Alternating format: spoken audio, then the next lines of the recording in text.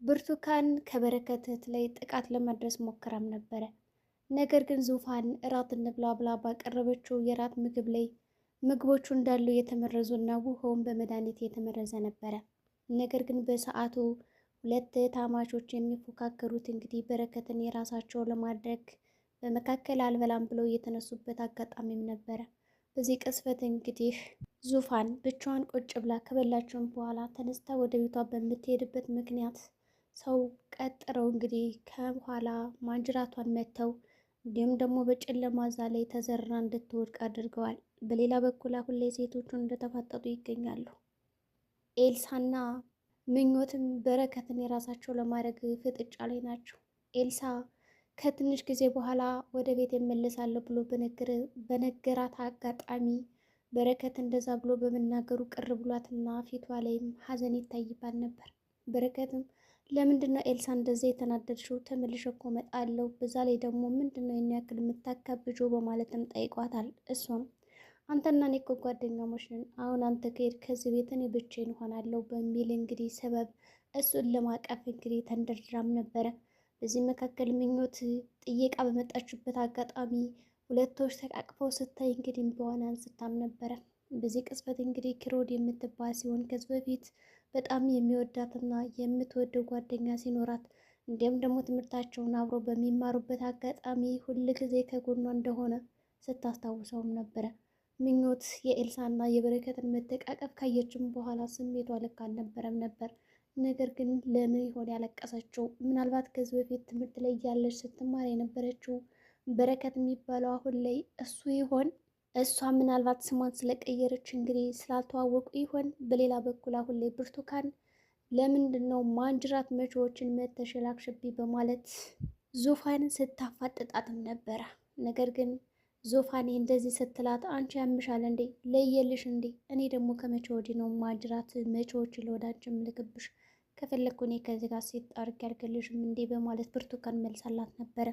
በዚህ ምክንያት እንግዲህ አሀ በማለት ብርቱካን ወደ ራሷ እህት ጥርጣሬውን አመጣች። በእርግጥም የራሷ እህት እንግዲህ ትዝታ ነበረች ነገሩን እንድታቀነባብረውና እንድትመታት ያደረገቻት። በጨለማ እንግዲህ ወደ እናቷ ቤት ልትሄድ በነበረበት አጋጣሚ ጨለማን ተገን በማድረግ እንዲሁም ደግሞ ቀድማ ከዛ ቤት በመውጣት ብርቱካን መንገድ ላይ እንዲገሏት ነበር ትዕዛዝ የሰጠችው ትዝታ።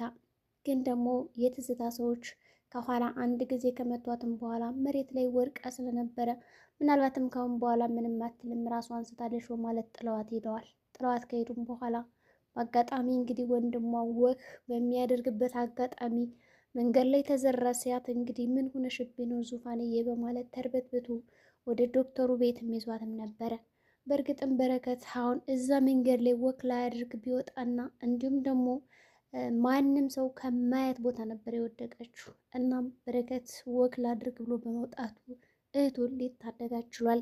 ወደ ዶክተሩ ቤት ካመጣትም በኋላ ኤልሳና ዶክተሩ የተወሰነ እንክብካቤ ካደረጉላትም በኋላ ዶክተሩ ከተወሰነ ጊዜ በኋላ ትነቃለች፣ ተረጋጋ የሚል እንግዲህ እንዲረጋጋና ወደ ራሱ እንዲመለስም ትዕዛዝና ሀሳብ ሰጥቶታል። በዚህ ሁኔታ ውስጥ ሆኖ እንግዲህ መቼም ያች ብርቱካን ናት ይህንን ነገር ልታደርግ የምትችል እንጂ ማንም ሰው እንደዚህ ሊያደርጋት አይችልም በማለት እሱም ቁጭቱን እንዲሁም ደግሞ ገልሻለሁ በማለት ዛቻውን ሲያሰማ ነበረ።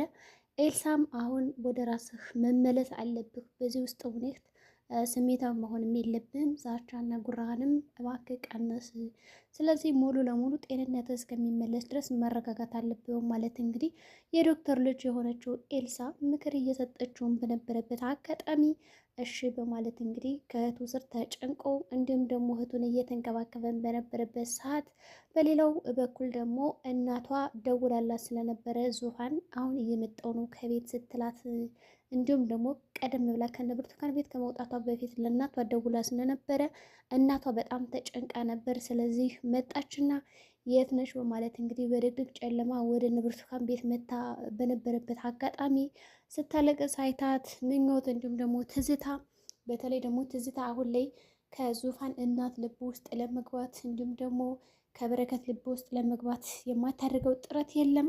ብርቱካንን እንግዲህ ክፉ አስመስላ እሷ ደግሞ መልአክ መስላ እንግዲህ እየቀረበች ነው ያለችው። በዛ አጋጣሚ እንግዲህ ማዘር ምን ሆነሽ ነው የምታለቅሽው? በደግረግ ጨለማ አይዞሽ ልጅሽ ከሆነ ይመለስልሻል። ምንድነው ይሄን ያክል የምታለቅሽው? በማለት እንግዲህ ስታባብላትም አይተናታል። ሆኖም ማዘር ትዝታ እኮ ይኸውልሽ ልጅ ጠፋችብኝ በማለት ለመናገር ራሱ ደፍራም ስታናግራት አልነበረም። ምክንያቱም የሁለቶች ታማቾች ክፋትና ተንኮል ስለምታውቅ ጠንቅቃ የት ናት መጣው ብላኝ እኮ ነበረ ምን ገጠማል ልጅ በመንገድ በሚለው ብቻ ነው እንግዲህ የነገረቻቸው። ሆኖም ምኞት አረጋግታ ወደ ቤቷ እንድትመለስ እና እንዲሁም ደግሞ ዙፋን ደህና እንደምትሆን ወይም ደግሞ ከወንድሟ ቤት ሄዳ ነው የሚሆን በሚለው ምክንያት ስትሰጣት ወዲያውኑ ከዛ ቤት ወጥታ ወደ ልጇ ቤት ነበር ያመራችው እና በዛ ምክንያት እንግዲህ ጠዋት ነው የመጣችው። ሌሊቱ ሙሉ ተጨንቃ ነበር ያደረች ማለት ይቻላል። ምንም እንቅልፍ ባይኗ ዞር ሳይልባን ነው ያደረችው። ከመጣችም በኋላ ዙፋን እንግዲህ ስታያት ምን ሆነች ነው ልጄ ስልክ እንኳን አይደወልም ወይ ቀርቻለሁ ብለሽ በዛ ድቅድቅ ጨለማ እኮ ምንም አይነት እንቅልፍ ሳላይ ነው ያደርኩት በማለት ተነግራታለች። እንዲሁም ደግሞ ፊቷ ራሱ ጥቁርቁር ብሎ ስለነበረ ምን ሆነች ነው በማለት እንግዲህ ስትጠይቃት ዙፋን ግን ነገሩን ለመናገር አልፈለገችም እና አረ ዝም ብዬ ነው ማዘርዬ፣ ያው ትንሽ ተኝቼ ስለነበርና ገና ከመነሳቴ ስለመጣሽ ነው ብላ ነገሩን ለማስቀየስ ሞክራለች። እናም የሆነ ነገር እንደሆነች እንግዲህ እናት ገብቷታል።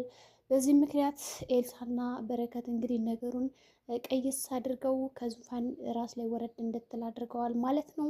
እንግዲህ ፍጥጫው እንደቀጠለ ነው። የሚገርማችሁ ነገር ኪሮዶስ የሚለው እንግዲህ በተለይ ሴቶቹ በጣም ጥላቻ የተሞላ ከክፋት ላይ ክፋት እንግዲህ የሚሰሩ እንዲሁም ደግሞ ከእህት ላይ መቀናናት ብቻ ምን ልበላችሁ በጣም ፉክክሩ የከፋ መጥቷል። እንዲሁም ደግሞ በጣም ተቀናቃይ ሰዎችም እየመጡ ነው ያሉት።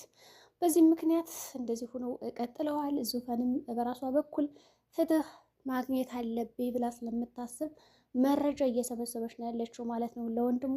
ወንድሟ ደግሞ በረከት በተለይ ደግሞ ያለበት የጤና ሁኔታ ጥሩ ስለነበረ ከበፊቱ በጣም የተሻለ ስለሆነ ይህ አንድ ራሱ ደስ የሚል ነገር ነው። ሌላው ደግሞ እንግዲህ ዙፋን ራሱ የማታውቀው የተደበቀ ሚስጥር አላት። ያ ሚስጥር ደግሞ ምን ሊሆን ይችላል? እንግዲህ ዙፋን አሁን እናቴ ብላ መጥራት የምትችለው የበረከትን እናት እንደሆነ ሁላችንም ተመልክተናል። ነገር ግን የበረከት እናት ለዙፋን ወላጅ እናቷ አይደለችም ሲመስለን እንግዲህ አሳዳጊ እናቷ ነው። በዚህም ምክንያት ወላጅ እናቷ እስር ቤት ነበረች እና ቤት ውስጥ መጣ በነበረበት ሰዓት ልጄ ነሽ ስትላት ዙፋን አላመነችም ነበረ። ደግሞ አንቺ ማንሽ ውጭልኝ በማለት እንግዲህ ወንድሟን ወደ ሕክምና ልትወስድ በነበረበት አጋጣሚ ምንጭቅጭቅ አድርጋት ወጥታ ነበረ። እናም እንግዲህ ብርቱካን ይህንን አጋጣሚ በመጠቀም እያስፈራራቻት ያለችው የበረከትን እናት ማለት ነው። እውነቱን እነግራታለሁ ከእኔ ራስ ማትወርድ ከሆነ ትክክለኛ እናቷ እስር ቤት ቆይታ እንደተበታች እናገራታለሁ ለዙፋን። ስለዚህ ይችን ልጅ አሳርፊልኝ እያለች እንግዲህ የበረከትን እናት በጣም እያስፈራራቻት ትገኛለች። በዛ ምክንያት እንግዲህ እንደዚህማ ሊሆን አይችልም በማለት እናት እሺ ብላ ነገሩን ለመሸፋፈን ሞክራለች። እንዲሁም ደግሞ ከበረከት ጋር ጧት በመጣችበት አጋጣሚ ልጆችን ናፍቃችሁኛል በማለት ነገሩን ለማስቀየስ እንዲሁም ደግሞ በረከት የሆነ መፍትሄ እንዲያመጣ በማለት እንግዲህ ነግረውም ነበረ። በረከትም አታስቢ ይች ዙፋን እኔ ዋጋዋን እሰጣታለሁ በሚል ሰበብ የደነፋባት ይገኛል። ቢደነፋም እንግዲህ እስካሁን ምንም አይነት መልስ አላገኝም ማለት ይቻላል። ሌላው ደግሞ አሁን ላይ ዙፋን ይቺ አብራት ያሳደገቻት እናቷ እንዳልሆነ ስታውቅ ምን ሊሰማት ይችላል? በሌላ በኩል እንግዲህ ምኞት በረከትን ለጥየቃ በመጣችበት ወደ ዶክተር ቤት ሁላቸውም ኤልሳና በረከት ቤት እያጸዱ በነበረበት ቅጽበት እንግዲህ ደስ የሚል ጊዜ እያሳለፉ እንዲሁም ደግሞ ቁርስ የበሉበትን ሁሉ እያጣጠቡ ነበረ። በዛ ምክንያት መታ ስታያቸው ሁለቶቹ በጣም ተመሻሽተዋል። እንዲሁም ደግሞ ሁለቶቹ ራሱ ስራውን እየሰሩ ስታገኛቸው በጣም ነበረ የከፋ ማለት ይቻላል። ስለዚህ ተቃቅፈው ስታይ ወዲያውኑ ነው እንግዲህ ዱብ ዱብ ያለው ከአይኗ እንባዋ። ምናልባት ምኞት ለምን አለቀሰች? በረከትን አፍቅረው ነው ወይስ ደግሞ ከዚህ በፊት ያሳለፈቻቸው ህይወቶቿ እንዳለ ትዝ ብሏት ነው? እናም እንግዲህ ሁለቶቹ ተቃቅፈው በነበረበት ሰዓት ምን ሆና ነው የምታለቅሰው ማለት ሁለታቸው ራሱ ተገርመው ሲከታተሏት ነበረ። ወደ ቤት ከሄደችም በኋላ በጣም ስታስብ እንዲሁም ስታለቀስ፣ ግን ደግሞ ይህንን ነገር ማስታወስ አልፈልግም።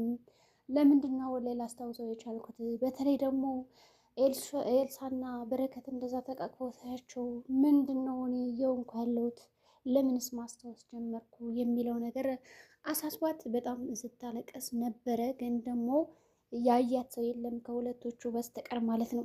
ትዝታና ዙፋንም ተፋጠውም ነበረ። ሻይና ስልክ እንዴት ነው በአንድ የምጠጭቦ ማለትም ስታማረጥባት ነበረ። ዙፋንም እኔ ስራ አለኝ ካልፈለግሽ መነሳት ትችያለሽ ማለት እንግዲህ ንቃት ነበር የተነሳቸው። ትዝታ ምን እኮ ትዝታ ነኝ እንዴት ነው የሚያመነጫጭቃት እኔ ጋር ስትነጋገር በማለት እንግዲህ ራሷን ሁላ መንቀራ ማለቷን ትታ ሌላ ሰው ስትሳደብ ነበረ። ነገር ግን እኮ ትዝታ ናት መንቀር የምትለው። የሚገርማችሁ ነገር የእህቷን ባል ለመቀማት የማታደርገው ነገር የለም። እህትና ታውቀዋል። መንገዳቸው ምን እንደሆነ ደግሞ እያሰቡ ነው። ስለዚህ አንዱ ከአንዱ ለመብለጥ እርዳታ ለመጠየቅ የሚሯሯጡት እሽቅድድም አሁንም እንደቀጠለ ነው። ብርቱካንም እህቷን አፋጣታለች። እሷን ለምንድን ነው የደበደብሻት? ምክንያቱም ስለምታውቂ ነው ጠንቅቀሽ አይደለም አሁን ላይ ፊታቸውን ወደ እኔ እንደሚያዞሩ ለዚህ ነው አይደል ትላታለች እህቷን። እሷም ታዲያስ ብትሞት ምናምን ስትያን ነበረ ምን ነኝ ያደረግኩት በማለት እንግዲህ ትዝታም አምና ከዙፋን ላይ ጥቃት እንዳደረሰች እንግዲህ አምናላታለች። በዚህም እንግዲህ ብርቱካን አፍና ልገላት እየሞከረች ነው። መጨረሻው ምን ይሆን? የዛሬ ቪዲዮአችን ይህን ይመስላል። በቀጣይ ቪዲዮ እስከምንገናኝ መልካም ጊዜ